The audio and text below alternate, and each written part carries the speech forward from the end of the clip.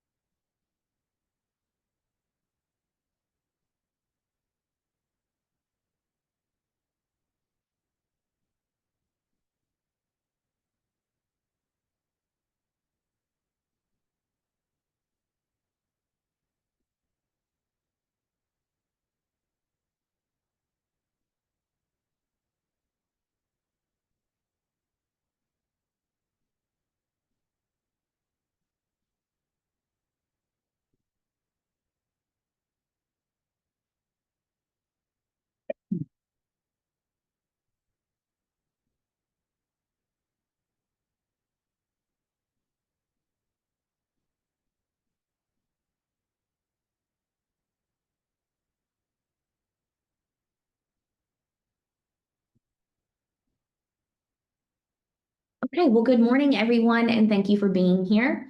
My name is Ashley Cole, and I am a university librarian and director of collection strategies at EKU Libraries. Some of the slides we'll look at today were originally prepared by my colleague Bailey Lake, who is our Open Strategies librarian, but she is out sick, so I'll be covering her portion as well. So today we're going to explore how open access publishing works, why it matters for your scholarship and your career, and what practical options you already have at EKU to publish openly, including funding support with publisher agreements and Eastern's Research Advisory Council. Okay, so to understand why open access is such a big deal, we'll first need to revisit the scholarly publishing cycle, which is research, authoring, peer review, dissemination, and publication. We all know this process, but let's pause and just ask ourselves, who is actually doing the work? Who is paying for each step? And who ultimately profits? So when you look at this again, you're going to see those steps and who pays and who works. So in research, we have the researchers working and the funders and the university are paying. For authoring, we have our researchers working again and then the university paying. Finally, peer review is researchers working again, the university pays. Publication this is where the publishers finally kind of do a little bit of work. The publishers are working, and then they're also paying. And then discovery and dissemination, that is where the libraries do the work and the university pays. So in most cases, we are doing the work. If you look at this cycle, faculty conduct the research, they write the articles, review the papers, and universities fund the work. But publishers who aren't often contributing labor or research, they sell that final product back to us. So this business model made sense back when publishers managed expensive physical distribution, but today countless platforms can host scholarship essentially for free. Meanwhile, the library, meaning the university, is still paying enormous fees just to access material that our own faculty write. To give you an example, EKU Libraries spend $600,000 to $700,000 every year on journal subscriptions alone. That is over 60% of our entire collection budget, and it still only grants us access to a small percent of what actually exists. So we're paying to produce research, and then we're paying again to access it. So one reason this model persists is pretty simple. Publishing is high impact. Journals are tied to promotion and tenure. So when faculty publish openly, there's often a fear that traditional journals are the only safe path forward. So they may want to publish openly, but they think that traditional journals may be the only safe path forward. Open access challenges that assumption. Open access means that your work is freely available online and usable without restriction and accessible across media. So text, data, audio, even video. Importantly, open access publishing was created by scholars who wanted to break the cycle of universities paying twice, once to create knowledge and again to access it. Open access doesn't just benefit the public, it directly benefits you as author and scholar in several important ways. Increased research impact. Studies consistently show that open access articles receive about 19% more citations than articles behind paywalls. Why would that be? Well, it's because your work becomes accessible to everyone and not just to people at institutions that can afford subscriptions. It improves community engagement. Open access removes barriers not only for scholars, but also for practitioners, policymakers, clinicians, educators, and community partners. To give you a real world example, I have a close friend who is a nurse practitioner, and she works in substance abuse treatment, and her organization does not have access to subscription-based journals, or at least not all the ones that she needs. So when research is locked behind paywalls, she simply can't use it. But when it's open, it directly informs her treatment decisions, policy recommendations, and real human outcomes. Wider collaboration is another benefit. So when your work is openly available, researchers around the world, including those outside of your immediate discipline or institution, can find it, build on it, and contact you. Open access naturally leads to more cross-disciplinary and international collaboration. And it also advances science. So major scientific advantages increasingly come from large distributed teams working across institutions. Copyright restrictions often slow down or prevent sharing. So open access removes those roadblocks, accelerating that discovery and innovation. And then finally, there are just financial benefits for both you and the university. Open access has a long-term financial advantages. Right now, universities, again, are paying at every stage of the process. They're funding research, they're paying salaries, and then they're paying again to access those final articles. But when we publish open, we reduce that duplicated expense, strengthening library budgets and freeing up resources for new programs, student support, and infrastructure. So in short, open access is not just altruistic, it's strategic, measurable, and can be career enhancing. Now, if everything I've just said about open access sounds great in theory, I also want to acknowledge something very real. Most faculty I talk to genuinely support the idea of open access, but they're not really sure where to start. And honestly, I don't blame them. The terminology alone can feel a bit confusing. We have gold and green and hybrid, APCs, embargoes, repositories. So we're just going to make it simple. At the end of the day, there are a few basic pathways to publish openly. And once you understand how they differ, all those acronyms will become more manageable. So here's a quick breakdown of each of these in plain language. We have gold open access in the bottom left. This is the final published version is freely available on the journal website. Most gold journals charge an APC, otherwise known as an article processing charge or an author pay charge, which is sometimes paid by the author, but often covered by a grant or an institution or a library agreement or a publication support fund like we have here.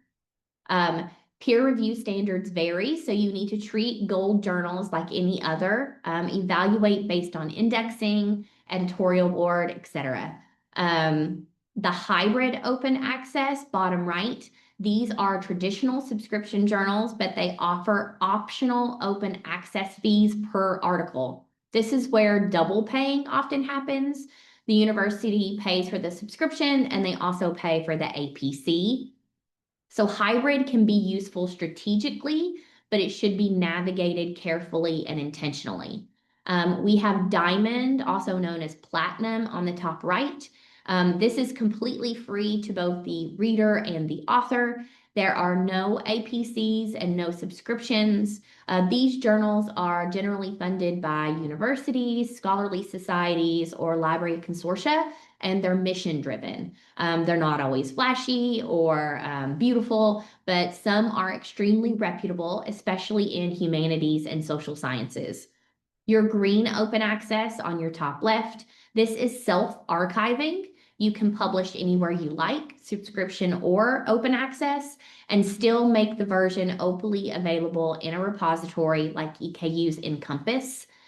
Depending on the publisher, the permitted version might be a preprint, which is the write-up before it goes through peer review. It could be a postprint, which is the accepted version after peer review, but before formatting. Some publishers will require an embargo, so it could be up to a year or 5 years, but tools like shareyourpaper.org can help you check and deposit the legal version automatically. So yes, the models are varied, but they are manageable. And more importantly, you don't have to become an expert on any of these. That's our job. Your job is to write great scholarship, and ours is to help you share it strategically. So another common concern I hear, and it is a valid one, is that I would love to publish open access, but I don't have the budget to pay APCs.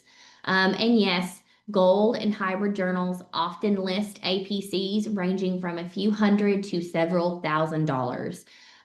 But here's the part many authors don't realize. You don't always have to pay those fees yourself. There are 3 key strategies available to EKU authors. At EKU, you are not always expected to cover those costs on your own. Our library has already negotiated publishing agreements with some select publishers. For example, American Chemical Society. They allow EKU affiliated authors to publish open access at no cost. These are not just random perks, they're intentional investments. We have intentionally negotiated with these publishers to support your ability to publish open. But there's also author level flexibility that I'm not sure many people know about. APCs are not always fixed. Many journals, especially society-driven ones, offer waivers, discounts, or sliding scales if you ask. They need your scholarship, and in some cases, they would rather accept a strong article without payment than to lose it entirely. And finally, EKU has the Publication Support Fund, specifically to help cover APCs. So I just want to highlight this new form of support that became available just this semester because it was created with you in mind. There was a TLI fictal presentation a few weeks ago. It was recorded on the Publication Support Fund if you would like more details, but I'm going to give you a brief overview today. EKU offers this publication support fund to help cover open access publishing fees. So eligible authors can receive up to $1,500 per publication. You can get 2 awards per cycle, so per academic year. This isn't about asking for a favor. It's the university making a deliberate investment in your scholarship. Open access should not be limited to whoever happens to have grant funding or discretionary income. Every author deserves a fair path to sharing their work widely, and that is what this fund is designed to do. So if you're working on something right now, even if you're not sure where to land, please reach out. The email is on the bottom right. We'll help you determine whether the fund applies, and if cost has been a thing holding you back from going open, this might be the moment to move forward.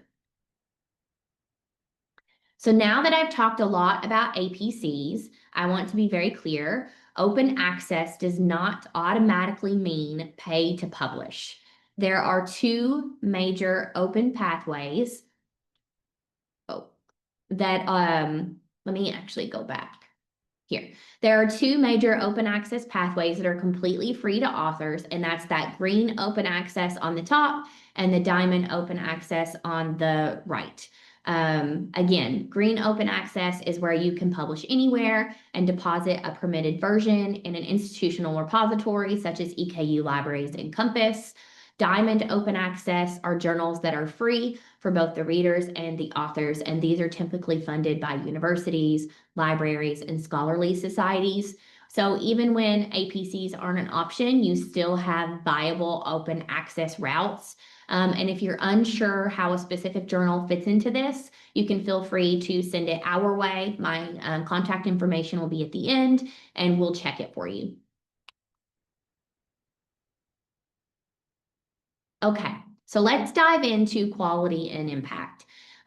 So in 2013, John Bohannon conducted a study titled Who's Afraid of Peer Review? To test the peer review practices of fee-charging open access journals.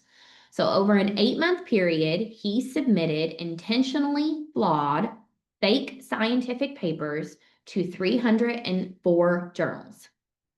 These papers contained obvious and critical scientific flaws, and they should have been rejected outright.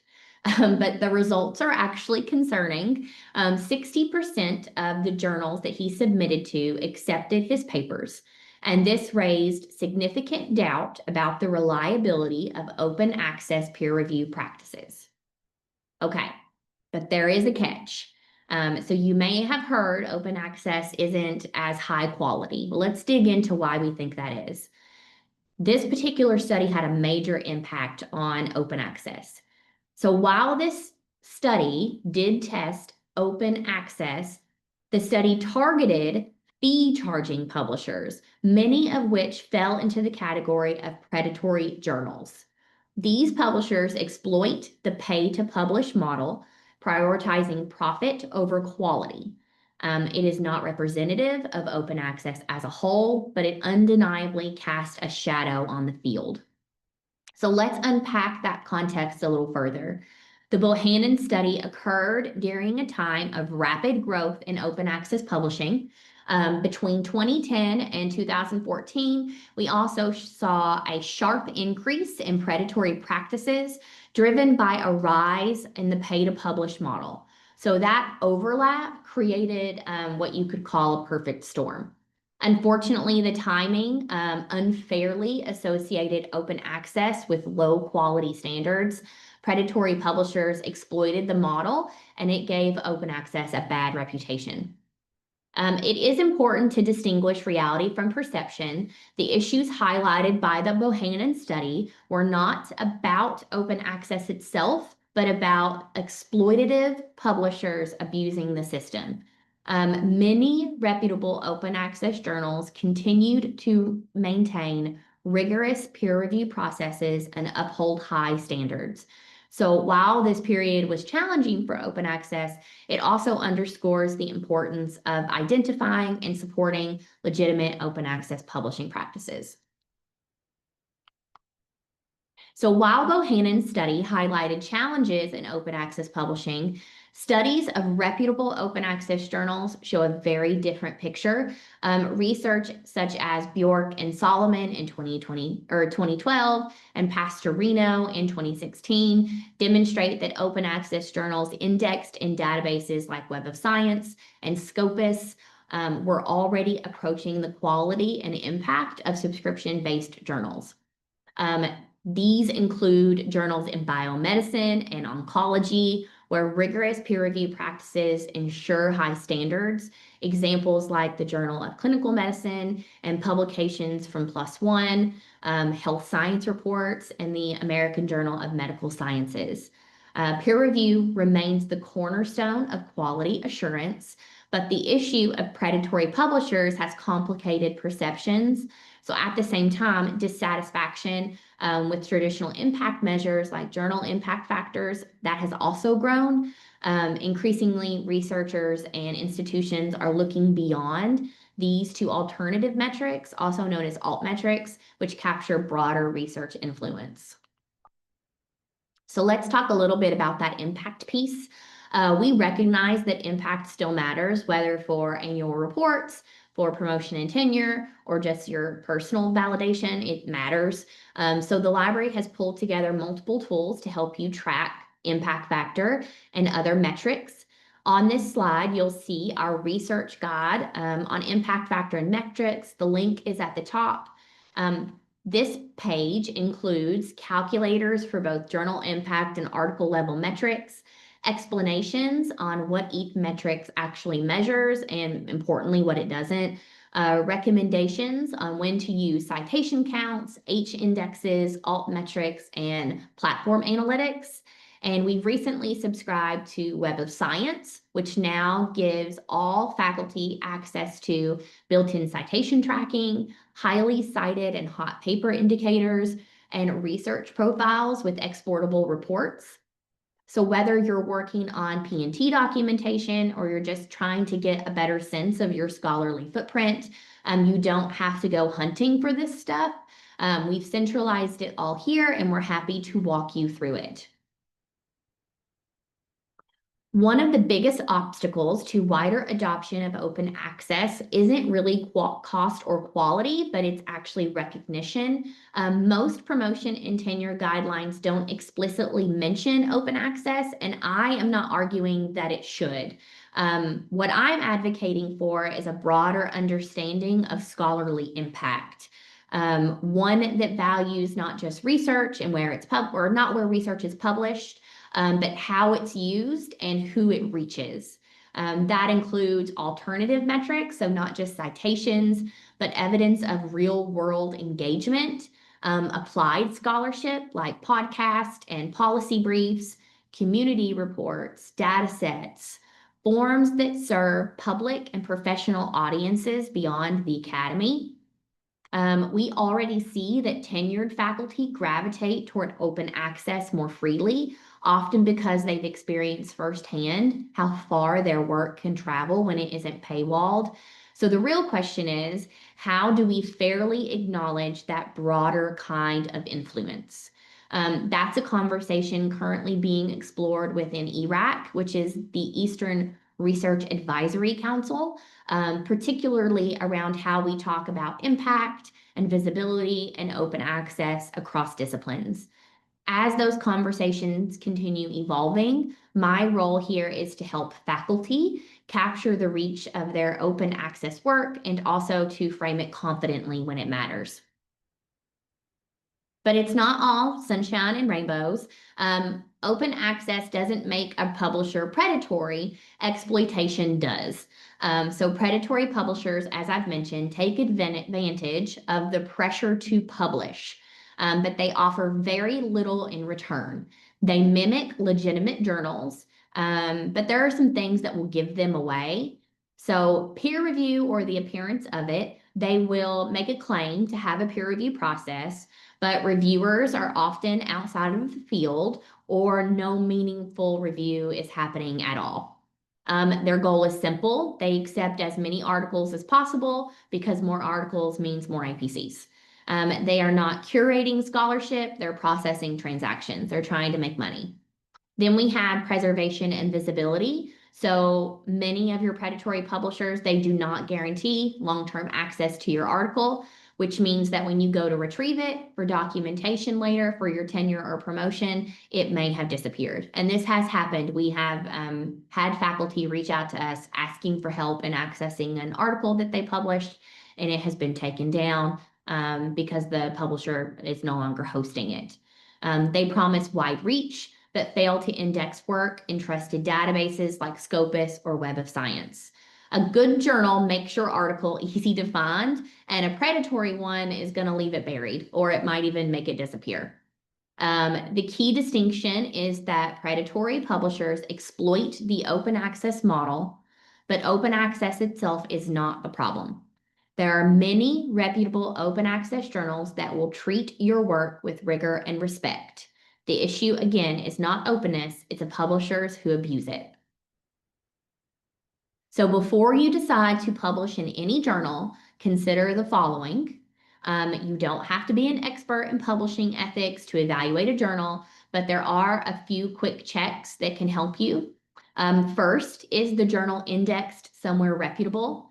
If it appears in databases like Scopus, Web of Science, PubMed, or the directory of open access journals, that suggests that it's passed some kind of quality filter.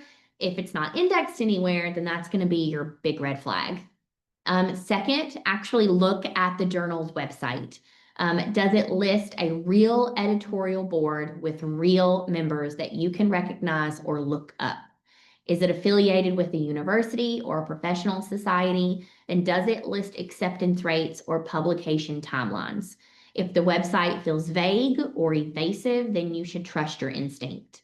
Third, publishing fees and copyright. Legitimate journals are very clear whether there is an APC, what that APC covers, and who retains the copyright. If the fees are hidden or if the language is fuzzy, then that is not a good sign. And finally, look for affiliation with reputable organizations such as OSPA, which is the Open Access Scholarly Publishers Association, and COPE, which is the Committee on Publication Ethics. Membership in those groups signal that the publisher has committed to specific standards around peer review and publishing ethics.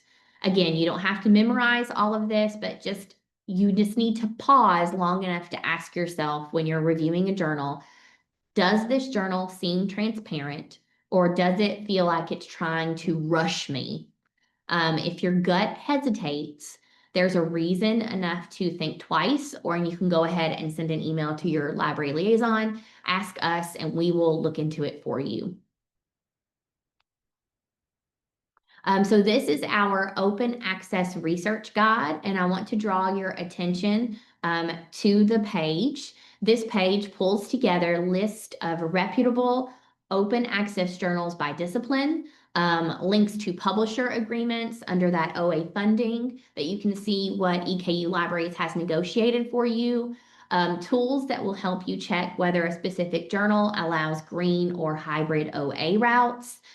So if you're asking yourself, where can I publish openly in my field? You can start here. And as always, if you're not sure how to navigate or you want help comparing options, you can send us your journal name and we'll walk you through the review of it. The big takeaway I want to leave you with is that open access doesn't mean choosing between principal and prestige.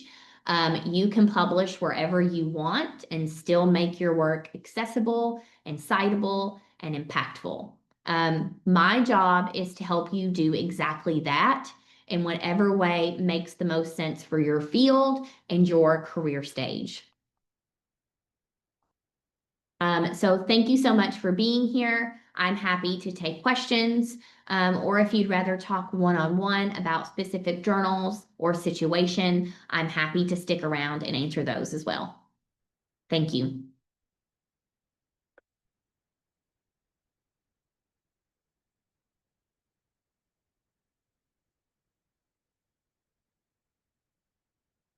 I have a quick question.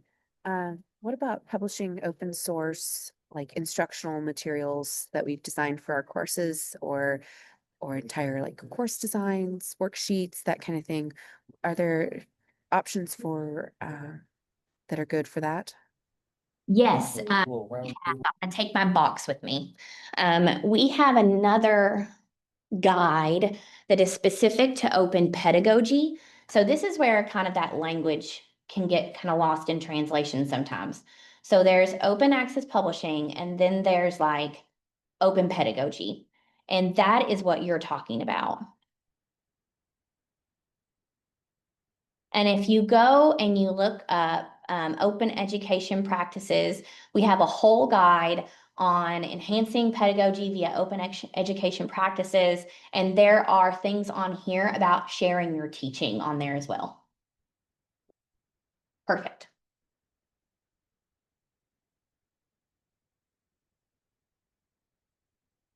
Any other questions? Well, our contact information is on the screen. Bailey, who is our open kind of expert, she does a lot of work in open pedagogy. So if you want to touch base with her specifically about what you're talking about, I think it was Cindy who asked that question. Her email is on the screen. If you have any questions about the Publication Support Fund and getting funding, you can reach out to me. That's my side of the house. And again, I'm Ashley Cole, and my email is on the screen as well.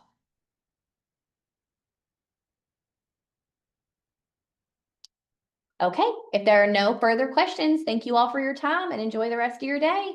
Thank you.